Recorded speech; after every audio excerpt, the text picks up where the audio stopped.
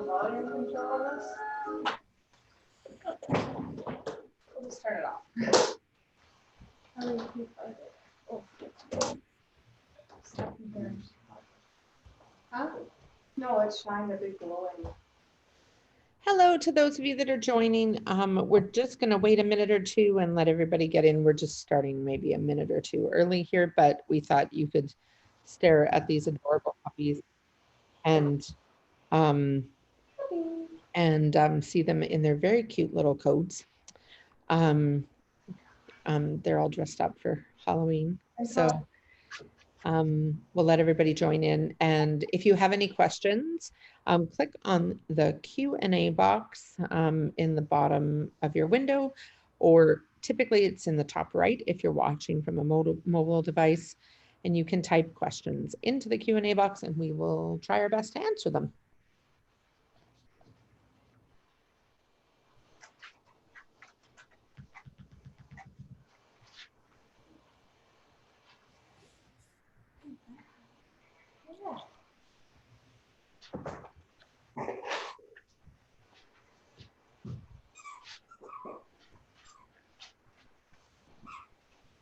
I could probably try to wake them up. Let's just get them one more minute while people are tuning in here. Listen to those little squeakers.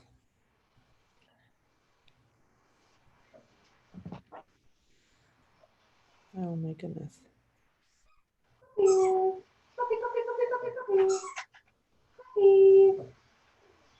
Puppy, puppy, puppy, puppy, puppy, puppy, puppy. Here we go. Come on, puppy. No. They're so sleepy. Come on, puppy. Come on. Oh my goodness.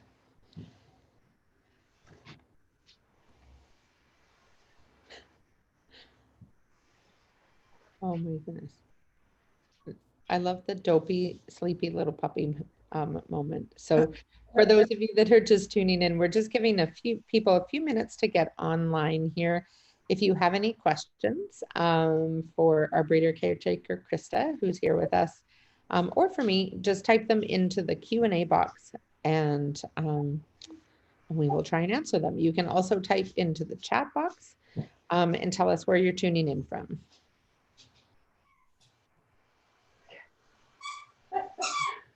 Hopefully I can wake them up. You tried, and then they went back to sleep. Yvette's working on it.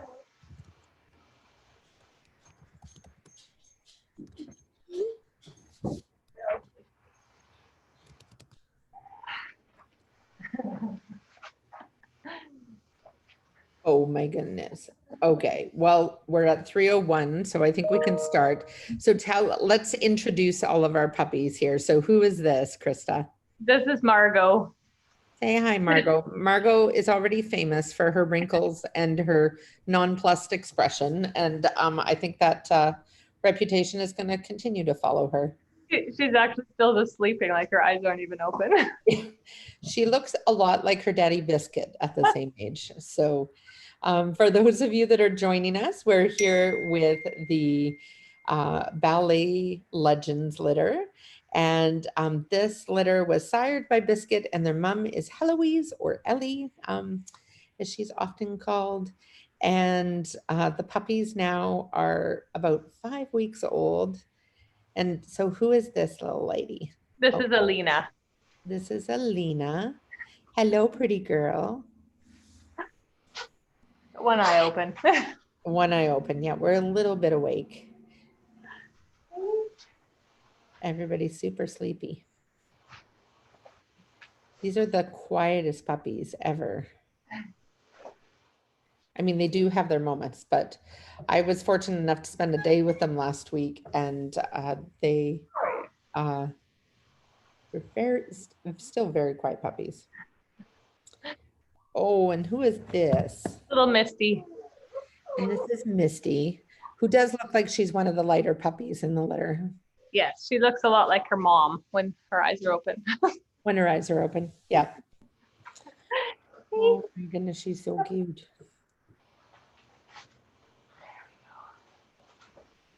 There we go. So this litter is interesting in that there was only 2 boys and 5 girls, right, Krista? Yeah, 2 boys and 4 girls. Or 4 girls, sorry about that. And This who is is this? little Yvette. She looks like her mom the most. The Yes, little she does. carbon copy of her mom. Yeah.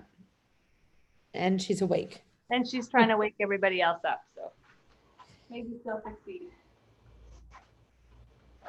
Hey, Anisha. Oh, this collar's a little tight. Yeah, they keep growing on us, don't they? And Misha. This is Misha, yeah. The Oh my smaller God. boy. He's really small. I don't think any of them are really. Look at that chubby belly. No, none of them are super Who are big. you calling ball? We were talking about how they look like little sausage corgis because they've got these short little legs and big, big bellies. And the last little puppy. Well, he's the biggest boy. Well, the biggest puppy. This is Xander.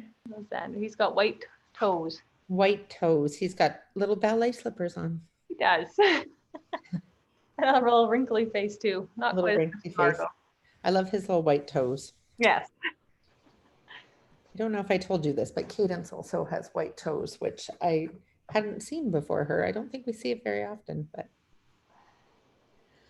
All right, well, thank you for everybody who's joined us today. And if you have any questions for Krista or for me about the puppies or this litter or what they're up to, feel free to post them in the Q&A box. And they're a little sleepy, but they're very, very cute. So feel free to join in. Right now, I'll talk just a little bit about why they're dressed up like pumpkins. And it's not the obvious reason that Halloween is coming, although they are extremely cute and festive. But it's actually putting clothes on them or vests or little fleece jackets, etc., is one of the ways that we get them used to wearing different things. Because down the road, some of these puppies might be service dogs or bracing dogs or pulling dogs and wear different kinds of vests or harness. So from an early age, we do kind of dress up activities with puppies, not so much that, a little pumpkin sweater is anything at all like a pulling harness, but it's just teaching them that they're going to have different kind of things on their body and that is a good thing. So, so Heather has a question for us. How did you get into breeding or being a puppy raiser? How long do they stay with you? So that's normally the question I open with is tell us how you wound up coming to PADS, Krista. A long time ago, when I moved down to Vancouver, we moved into an apartment we weren't allowed to have pets at. And I ran into the PADS booth at the mall, and that's how I started puppy raising, because I was allowed to have a PADS dog in my apartment, but not a pet. So, and then we did that for a while, and then we went into the breeding program. Yeah. So with the breeding program, in terms of being a caretaker for one of these litters, is typically a breeding dog will come and live with you throughout their breeding career. And then when they retire from breeding, they would stay, they're typically adopted back to their breeder caretakers as a family pet. So Krista has another lovely lady in her house who is one of our retired breeding dogs. I don't know if she's hanging out, and you can show us a shot of your other lovely lady. So Krista, Ellie is your 4th breeding dog? She's the 3rd one we've had that lives in, and then we've had Bailey for all of her litters. So yeah, I guess 4th. Yeah. Yeah, so Bailey's a little different. So Kristen family have whelped Bailey's litter, which also is interesting because it means that they literally handed off the blue litter 2 weeks or 3 weeks before these puppies were born. So you have been very busy during COVID. And although I know your kids enjoy the distraction of the puppies. Yeah. So and many, many litters in your house. So, and this is Heloise's first litter. So she's a brand new breeding dog for us. And actually she was born in your house, right? Yeah, we She's- loved her. Yeah. From Was she Bailey. one of Bailey's? Yeah, she's one of Bailey's babies. Yeah. I think Bailey's first litter. Yeah. And so the second part of your question, Heather, is how long do they stay with you? So as a breeder caretaker, the mother dog, unless something happens, like the dog doesn't ever get pregnant or something like that, the dog will stay with you long term.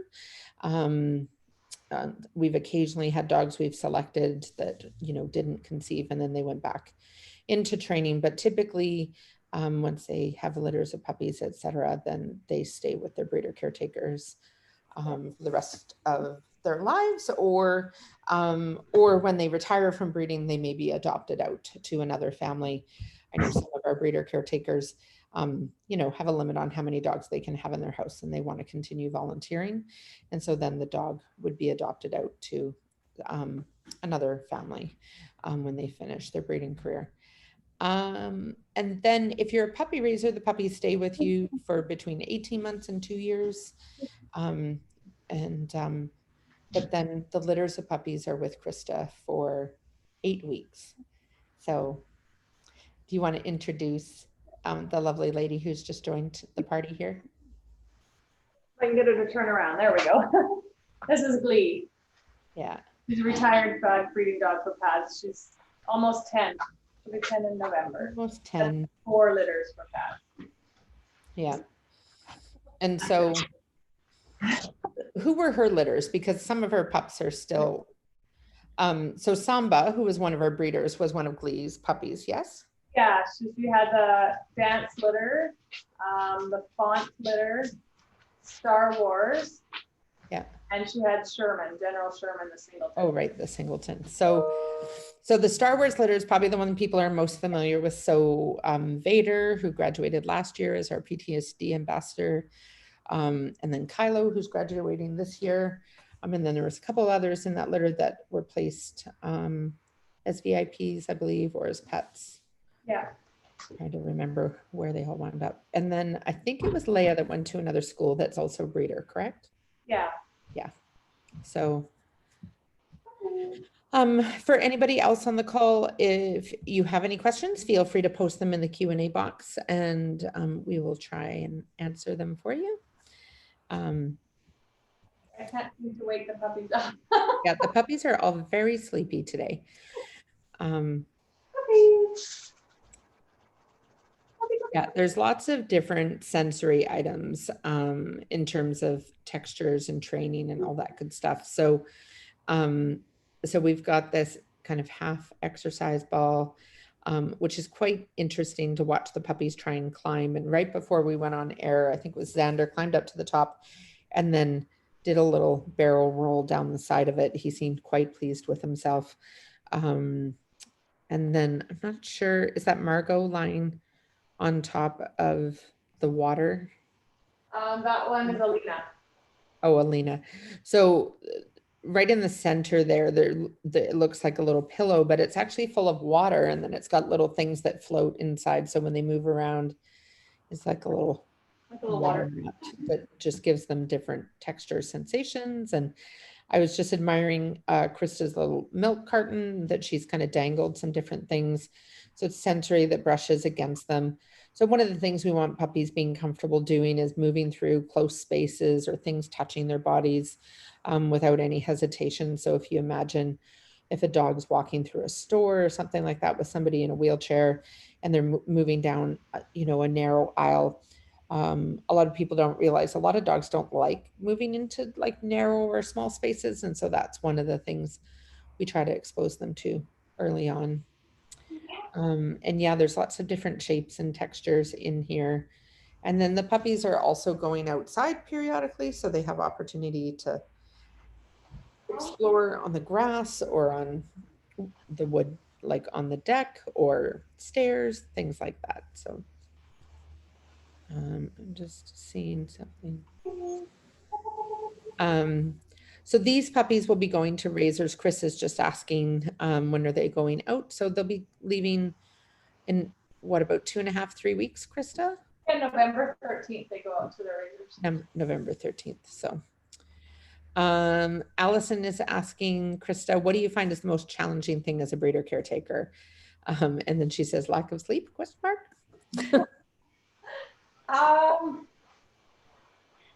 Yeah, I think so. Every litter's a little bit different in what their challenges are.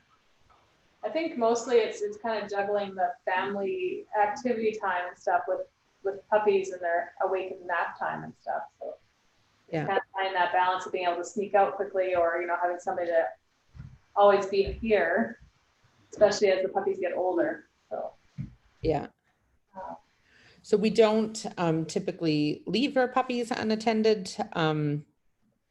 And that's just partly safety, but also partly just enrichment and, kind of exposing them to different things, and but making sure that somebody is always with them. So we do have a community of breeder caretakers that kind of cross support each other. So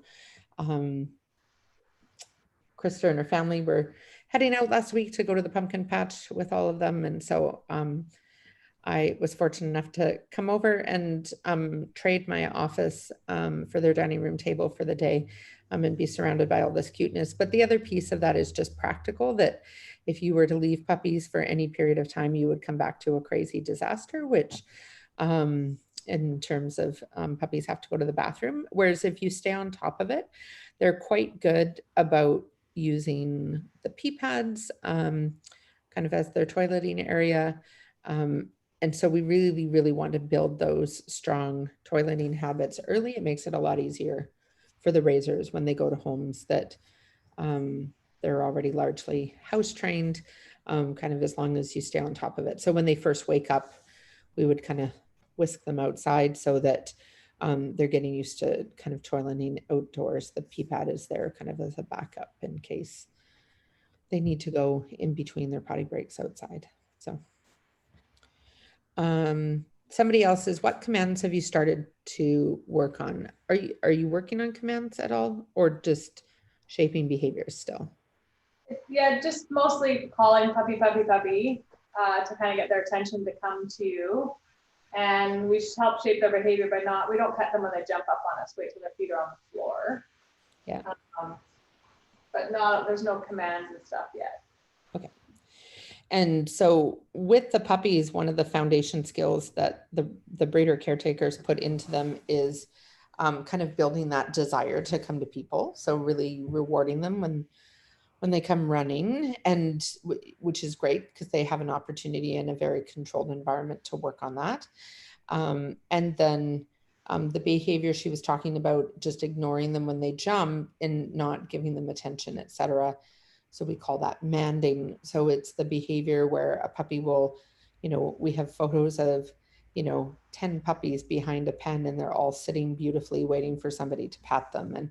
And so that's something that just naturally evolves if you don't reward jumping, and you only reward the puppies, whether it's with touch or a kibble or whatever that reward is that they're seeking when they're offering you the behavior you like. So in this case, sitting and patiently waiting for their attention instead of trying to spring over the top of the fence.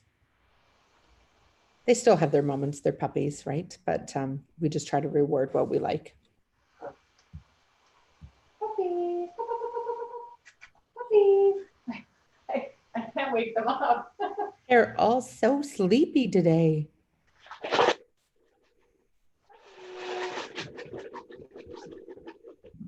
Big puppies. At least like Big Puppy says, are those snacks for me? I tried to get them to nap before so that they would be awake, but they're not going to. They're very sleepy today.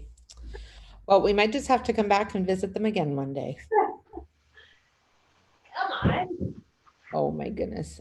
Look at all this smushness. So Ellie is a very lovely mama. She loves these puppies, and came in and gave them all a once over earlier going, no, they need a bath, or no, they don't. And are you a good girl, Ellie? Yeah. See? I want to know where Ellie's pumpkin suit is. I know, I didn't make her one. I didn't think of that. That would have been Maybe I'll She's have to like, do that before thank Halloween, goodness. family picture. Yeah.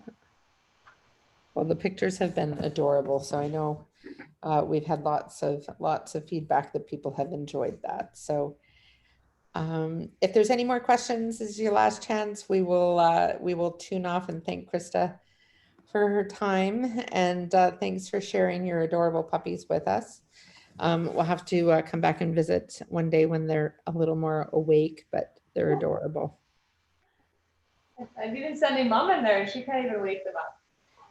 That is very unusual. What did they do this morning? Did they have a big nap?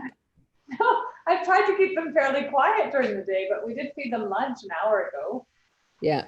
Thought that would be about perfect because they'd have a quick nap and then be awake, but mom can't even rouse them, so I guess they are pretty tired. They're like, it's hard work being puppies / pumpkins. Oh, but happy. Oh my goodness. Oh, you're very welcome, Allison. And Allison's just saying that seeing the puppies made her day. So yeah, me too. I was very excited last night. The puppies were going to be part of my day today. So thank you so much, Krista and family, and Miss Ellie.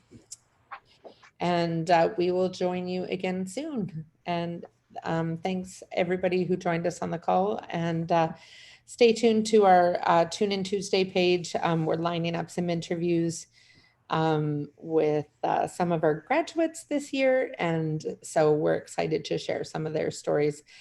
Yeah, somebody just commented, if there was a live cam, I would be on all day. And yes, I agree wholeheartedly. We have talked about that in the past, but I think the staff has avoided it from a self-preservation standpoint, because we would never get anything done. We would just want to watch puppies. So, but the thought has crossed our mind. So, all right, thank you everyone. And we're going to sign off now, but thanks so much for joining us.